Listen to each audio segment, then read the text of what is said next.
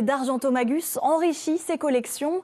Il vient de se porter acquéreur de 2 statues gallo-romaines. Catherine Lacroix et Jean-Philippe Pazzini sont allés les découvrir. Voici donc les 2 statues qui vont pouvoir rejoindre prochainement les collections du musée. 2 personnages endommagés, comme la plupart des statues de ce type aujourd'hui mises au jour, mais qui commencent à révéler une partie de leurs secrets. En contexte archéologique notamment, qu'il s'agit soit d'une divinité, le dieu Cernunnos, dieu gaulois de la fertilité, soit d'ancêtres divinisés, héroïsés en tout cas, que l'on vénérait et qui apparaissaient sous des traits de dignitaires. Dans cette posture, donc assis en tailleur, typiquement gauloise. Les 2 statues devraient rejoindre la collection déjà exceptionnelle du musée qui en possède actuellement 5. Argentomagus devient le fond thématique le plus important de l'Hexagone.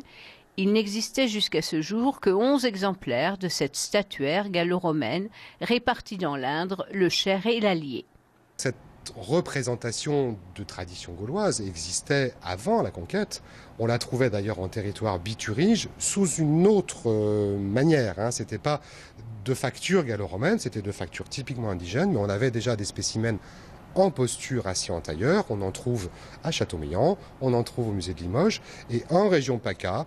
Aujourd'hui, le conservateur continue ses observations autour de ses œuvres. Il se pourrait qu'un atelier artisanal ait été implanté là, utilisant les pierres d'Ambro ou de la vallée de la Bouzanne.